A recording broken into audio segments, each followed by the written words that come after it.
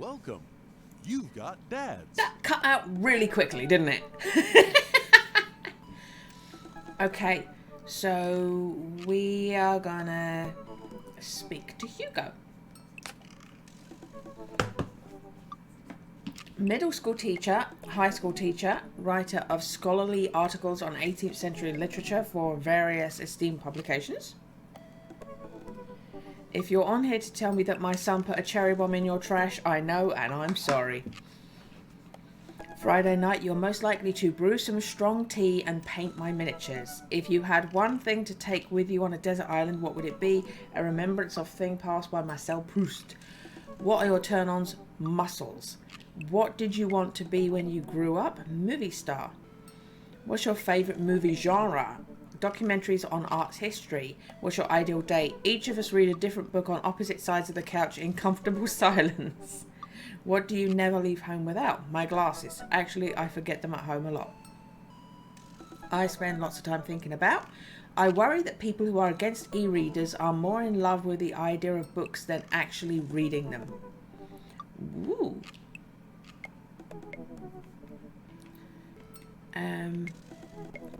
Hello, Venom. Where you been? I hope you had a nice whatever last weekend was for you. There's something stuck in my slipper.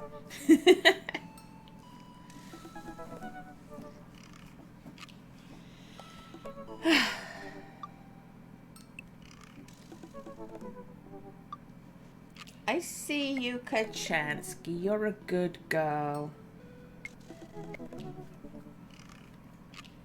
No school, which is good.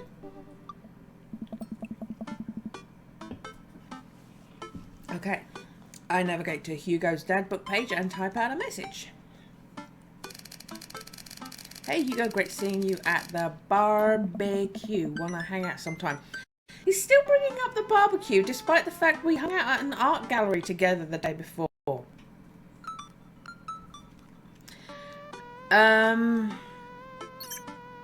I'm so glad you messaged me and I definitely want to hang out sometime, but I have a favour to ask. Our class is going on a field trip to the aquarium today and one of our chaperones called in sick. Is there any possible way you could come by and replace them? I think about it for a moment. Man, that's a lot of screaming kids that I'd be accountable for, and they're in middle school, arguably the worst age to be. Amanda silently trudges into the kitchen and pours herself a bowl of cereal.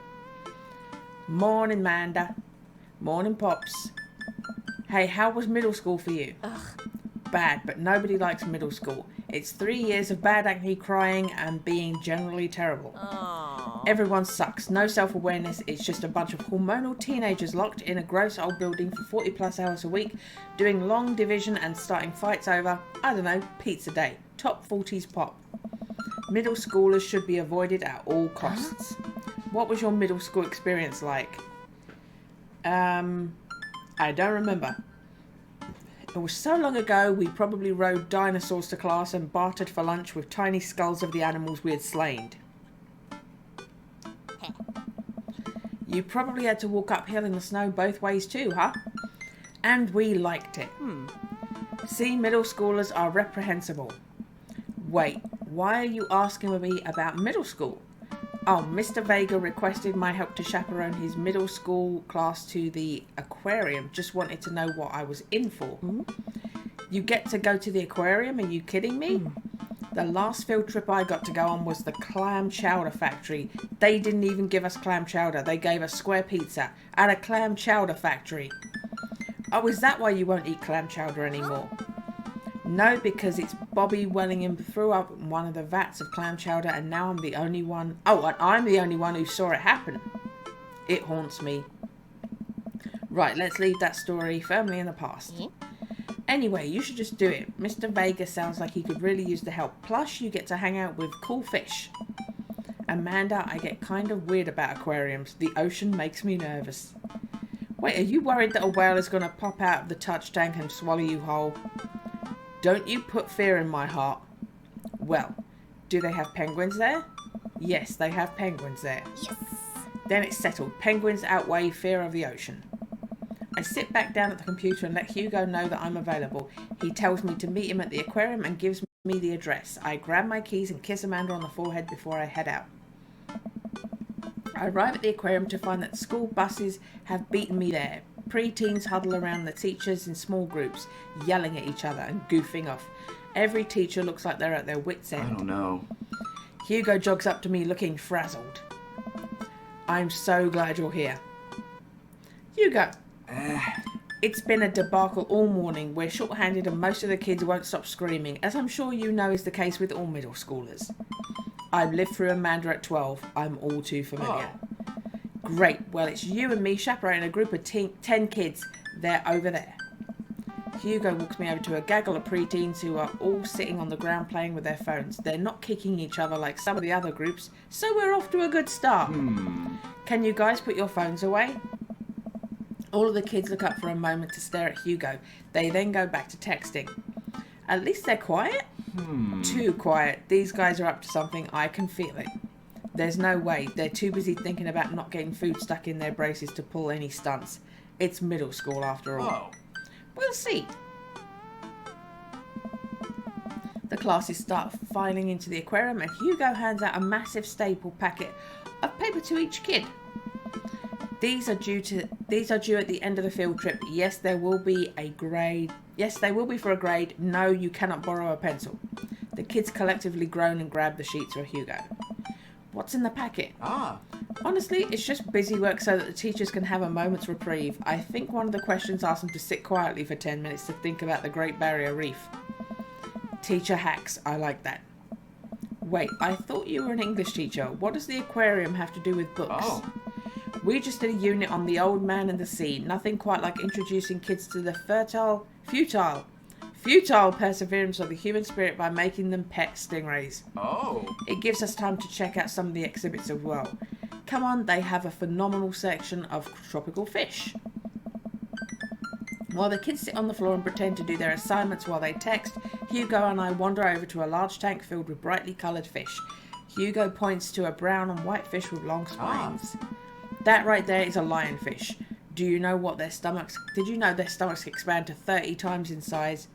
Well, their spines are venomous too. Nature is hardcore. You think that's bad? Take a look at this one over here. Hugo points to a spiny, grumpy-looking fish hanging out near the bottom of the tank.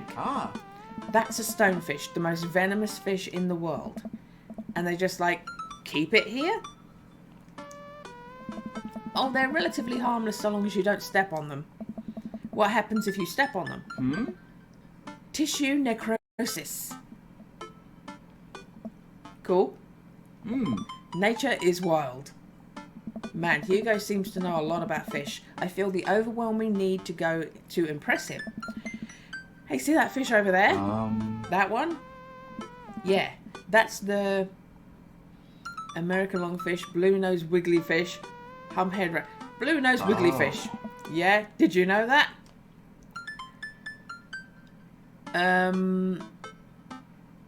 Political fish trivia. This fish openly supports the legalization of marijuana. I didn't know it was so progressive. Times are changing, man. Wait, are you serious? Absolutely not. I'm playing it for the gag here. Good one. We lead the kids to another room. Sharks, sea turtles, eels, and other marine life swim around in a massive floor-to-ceiling aquarium. The kids begin trying to take selfies with the sharks. Hugo leaves my side to separate two kids who started fighting over a Capri Sun. I walk around the room reading the tiny little blurbs about different fish swimming inside the enclosure.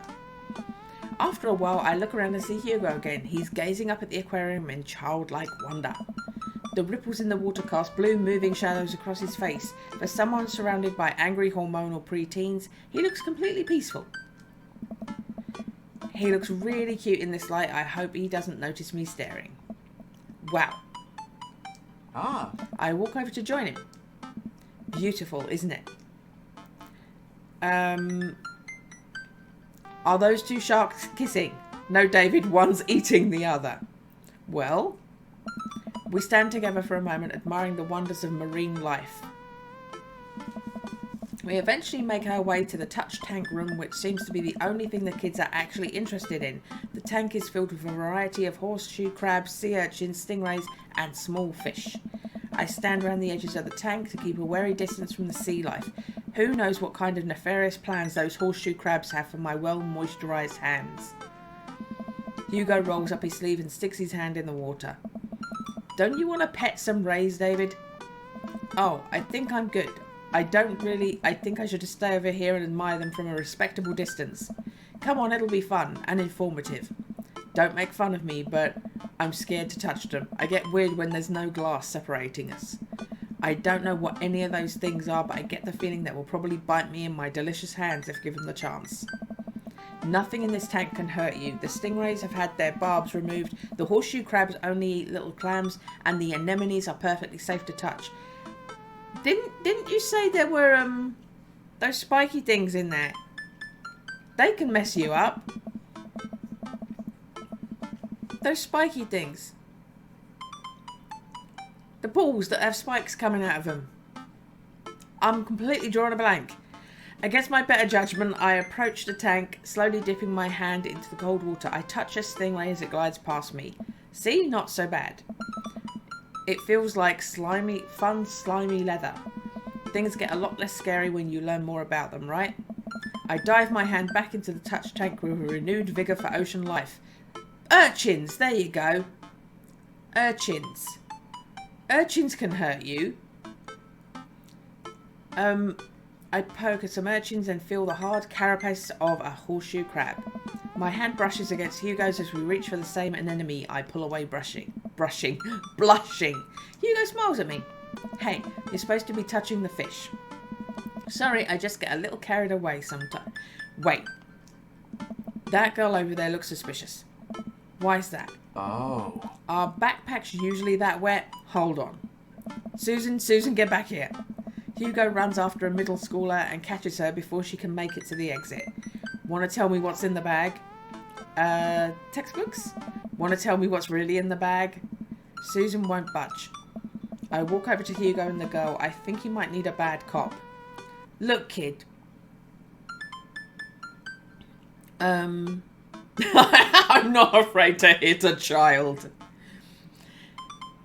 That's an easy 5 to 10 in the clink. I had a bud go down for that once. He came out a changed man, said he missed the bars. You're not a teacher. You can't tell me what to do. Yes, well, I am. Can you please put the bag down? Next time we won't say please. Susan glares at Hugo for a moment before dropping her book bag on the floor. It lands with a wet slap. We stare at it for a moment before it starts to move. Sweet manchego. Sweet manchego!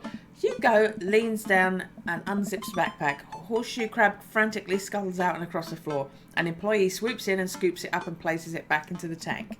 She gives us a disapproving look. Jesus, Susan, what was your plan? I was trying to free him.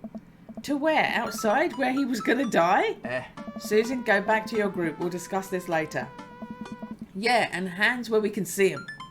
Susan sulks off, leaving me alone with Hugo. He gives me a pat on the shoulder. Middle schoolers have sticky hands. I doubt that's the first time that's happened here. Or the last. In the next room, we see a variety of smaller tanks, sea urchins, tiny fish, and a rainbow of beautiful underwater plant life surround us. I read that first as underwear. A variety of beautiful underwear. Look over here. Hugo points so some seahorses gathered at the bottom of the tank. I'm like, am I reading this? Am I stupid that I can't read? Hugo points so some seahorses gathered at the bottom of the tank. Full stop.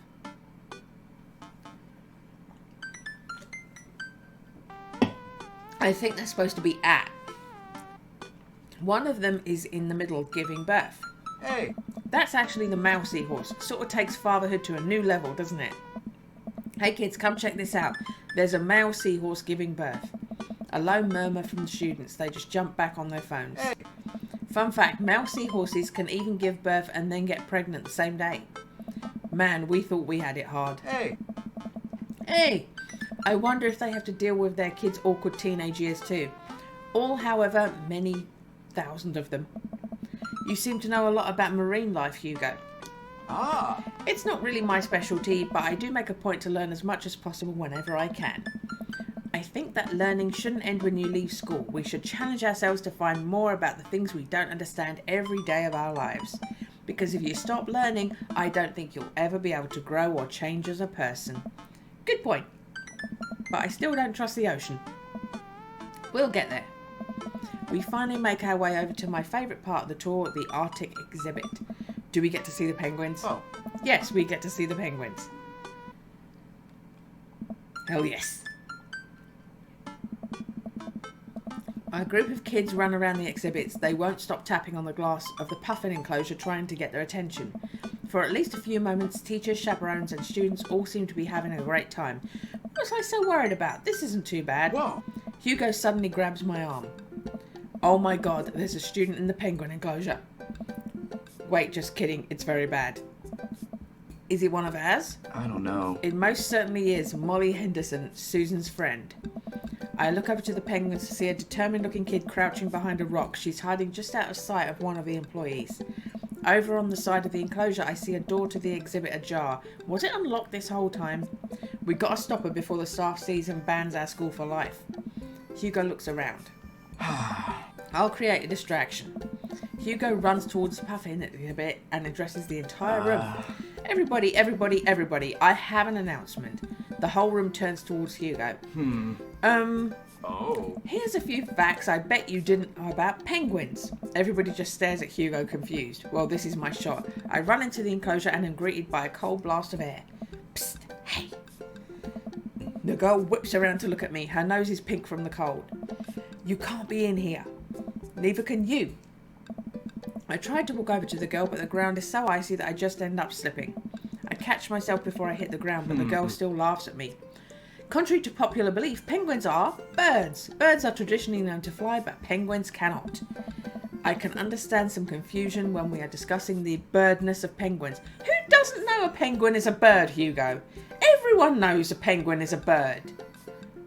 They're visibly birds. The crowd is still somehow enraptured. Kid, what are you even doing? I'm letting the penguins go. They deserve freedom. Where are they even going to go? They're gonna live in my closet.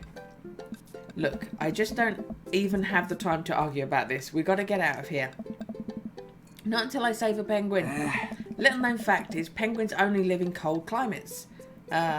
With some exceptions. So they don't all live in cold climates if you're splitting hairs here. Did I mention that they don't fly? The crowd is starting to lose interest. I'm running out of time.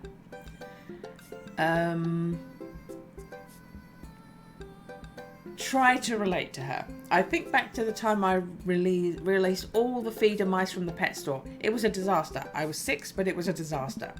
Molly, you know, life can be cruel. Money, give me money. I will give you $20 right now if you leave with me. Molly thinks for a second. Okay, well, give it to me right now.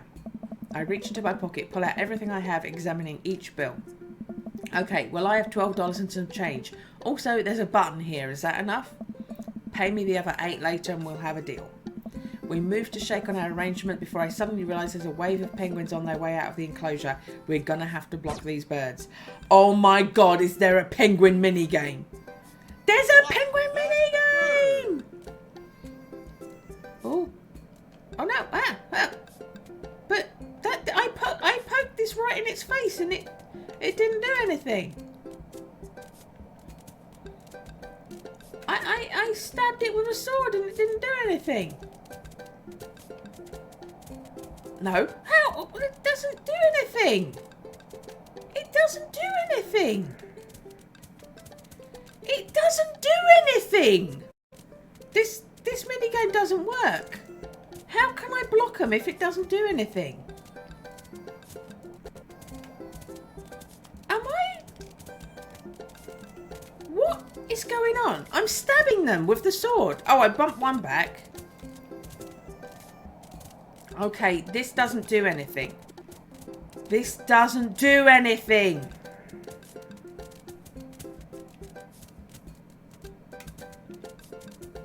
Okay, that worked. No, this doesn't work. This doesn't do anything. I'm not even going to waste my time moving it. It doesn't do anything. There's no point. I just want to wait until they've all left and then it says I lose. It doesn't do anything.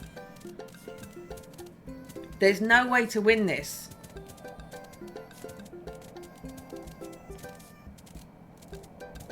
Just say I lose and we can move on with our lives. What was that? Ah! What was that? Where did that hand come from?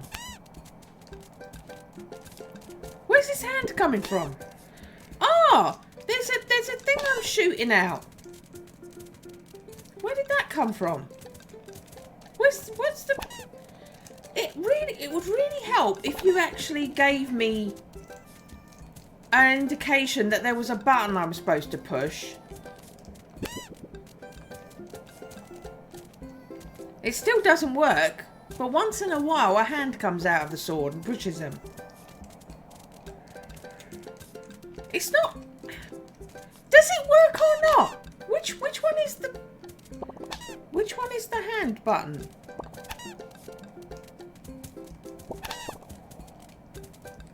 Okay. Okay, now it's working. Now it's working. Oh, I'm throwing money at her. The penguins have money in their mouths.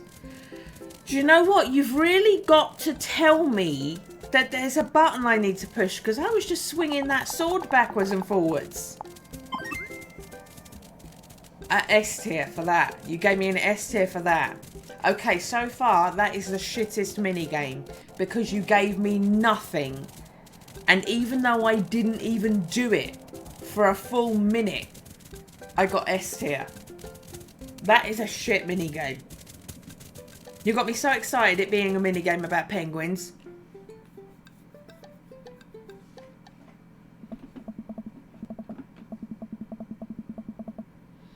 Phew, glad that's over. Just in time to... Looks like Hugo's wrapping up his diversionary penguin speech. Hey.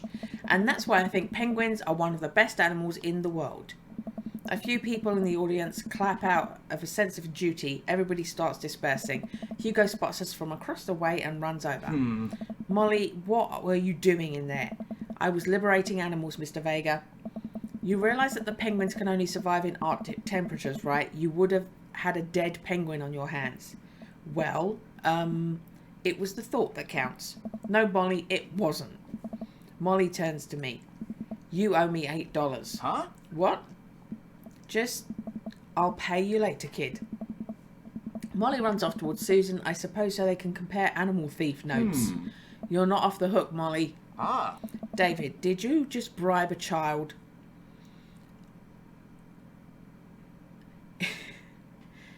You can't play by the rules when there's penguins on the line. Listen, man, we've all done dark things in our lives. I'm not the young, bright-eyed youth I used to be. That person believed in a world where you wouldn't have to bribe children to save a penguin. The me today knows different. I only wish I could go back. Let's just get through the day and get out of here. With the day finally coming to a close, the whole field trip is ushered through a gift shop and we make our way back to the school buses. As we leave the aquarium, the kids load onto the buses. Hugo pulls me aside. Hey, David, thank you so much for helping out today. You're a lifesaver. It was no problem. It was actually kind of fun. Let me take you out next time to make it up for you. You like cheese boards? Cheese! Cheese! I love cheese boards. There's nothing on earth more satisfying than a good cheese board. Great. Well, I gotta go make sure kids don't steal anything. See you around. Hugo's gonna take me for cheese? I walk inside to find the house empty. I wonder where the panda's at. I'm like, the panda? Did he bring a panda home? Before I know it, Amanda pops in through the front door. What you up to tonight? Just doing some homework. How was the aquarium? It was an adventure. Some kid tried to steal a penguin. Ugh. We've all been there. I had to run in and grab her before any of the employees saw. You got to go into the penguin enclosure? Did you steal a penguin for us? Amanda, no penguins were stolen thanks to the valiant efforts of myself and Mr. Vega. It was nice getting to spend some time with Hugo, though. I'm surprised he helped complete a covert op. He's usually kind of a what? Kind of a stick in the mud. He's actually pretty cool. I had a good time with him. Alright, too much adventure for me today. I'm going to go rest my eyes. You mean take a nap? There's a difference. You'll learn when you become a father. Yes, Amanda, become a father.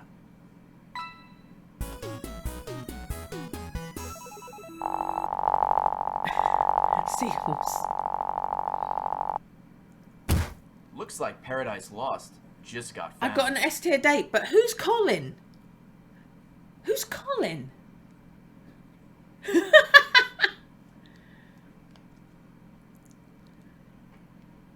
Colin? Welcome. You've got dads. I got dads. Oh, Matt. Hello, Matt. Hey, David. What are your feelings about poker? Beyond hardly knowing her. Poker, I hardly know her. There it is. Well, good talk. Wait, I actually like poker. I just saw the joke and had to take the shot. Please, Matt, I'm a dad. I'm contractually obliged. No, I get that. Anyway, we've been playing weekly poker games and I figured I should send an invite your way. That sounds great. I love losing money. Cool dudes, see you soon. Lose that money.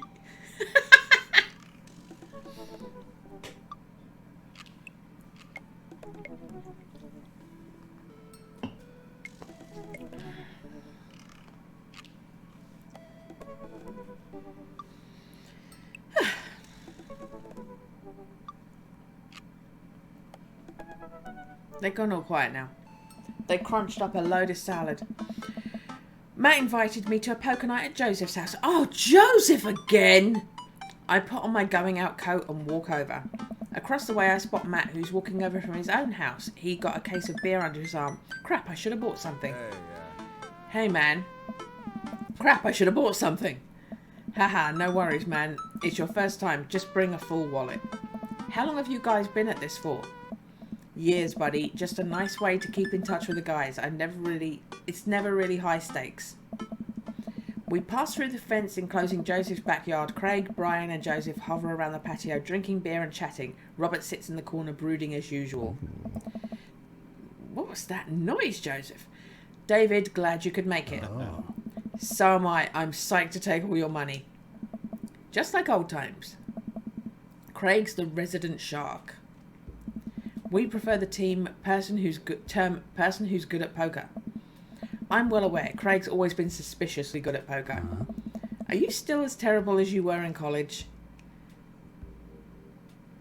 Poker face. Hey, I wasn't terrible. I'm not bad at poker. I'm definitely good at poker. Everyone stares at me. Okay, maybe that was a little defensive. Okay, I'm bad at poker. There's no way you're as bad as Joseph. Joseph shrugs. Oh. This is basically my tithing. I'm giving back to the community. Wink.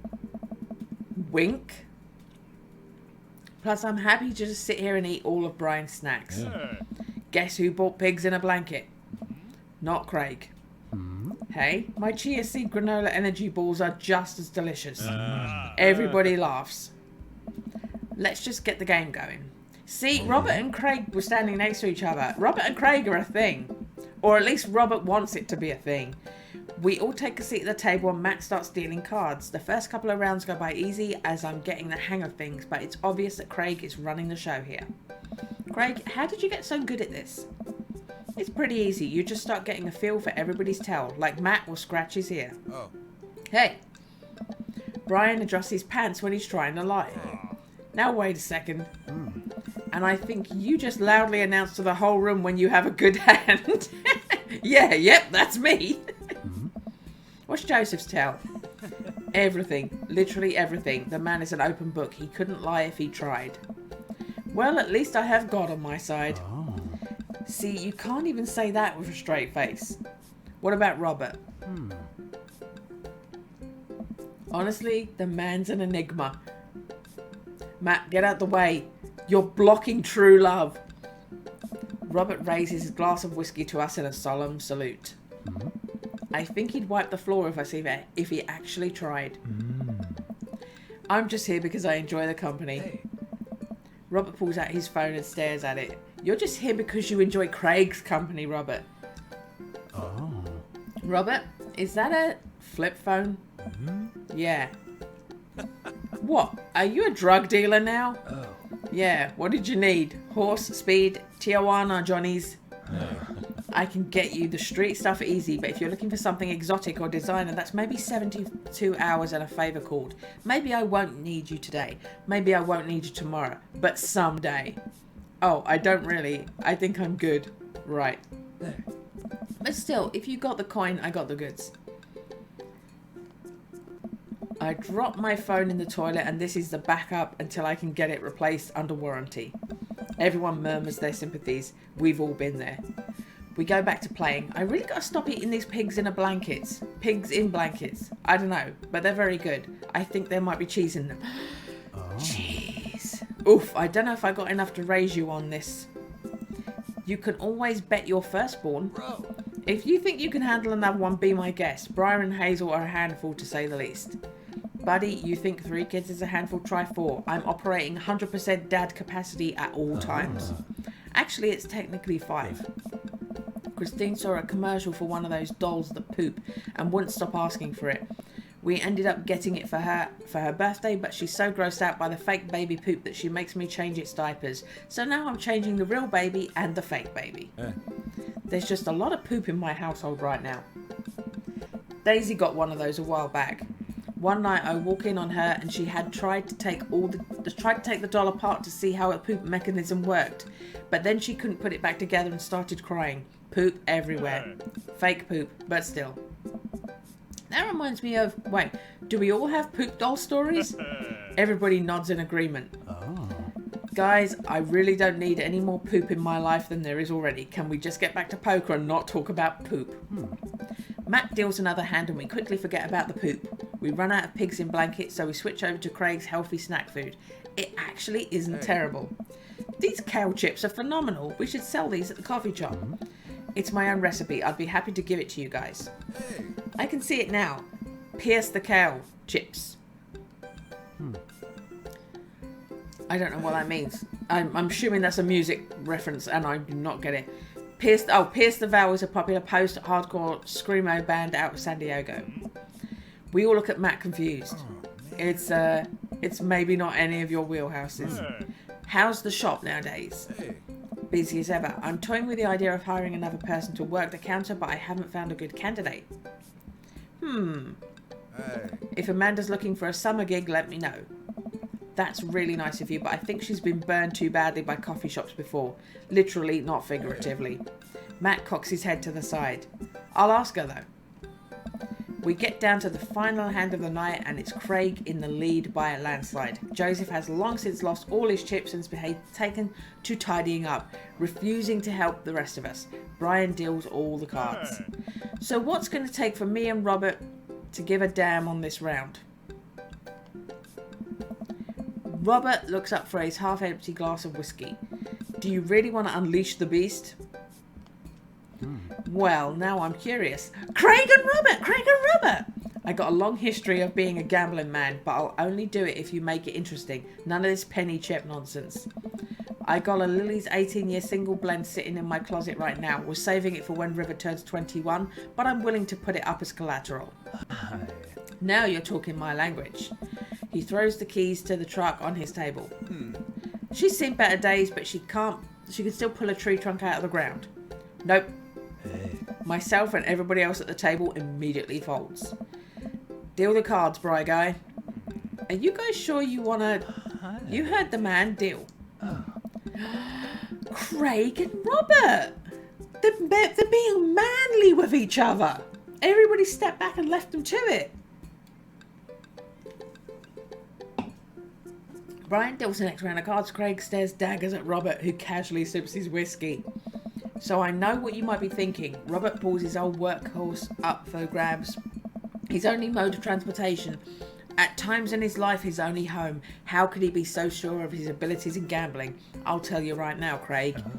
I wasn't always like this. I was a lot like you. Smart, talent, cocksure of my own luck, great biceps, but it didn't last long though. He's into Craig, I swear. I lost everything in a game of Pai Gao in the back room of a Shenzhen tea house on what I thought was a 3-day business trip. Everything gone. Clothes, money, identification, you name it. I woke up in a ditch near Zakshu Park and had to make my new life from there. It took me 3 years to beg, borrow and steal my way back to American soil. And in those 3 years I saw the greatest depths of human fear, love deeper than I ever had, and lost it all many more times over. I've seen my own death, Craig. I know how I die. It's not like this. So let's make it more interesting. Nice. Robert produces... Nice! So Robert produces the deed to his house from his jacket and tosses it on the table. All I have and all I am. Are you prepared to go the distance? I don't know. Craig wipes the sweat from his brow. He studies Robert's face intently, searching for any sort of tell he can find. Robert casually sips his whiskey again. I fold. Hey. Everyone erupts. Nice. Fine, fine. The whiskey is yours. And that's why you don't dance with the devil. So what was it? Were you bluffing or did you have the cards? That's for me to take to my grave, fellas. Hey. Next week, boys? Next week. Hey. You got it. Hey. I'll be there. I almost had a heart attack. Welcome to the exclusive club of people who are a little terrified of Robert. We all say goodbyes and head our separate ways. Ah, that was a lovely little... Welcome. You've got Her dads.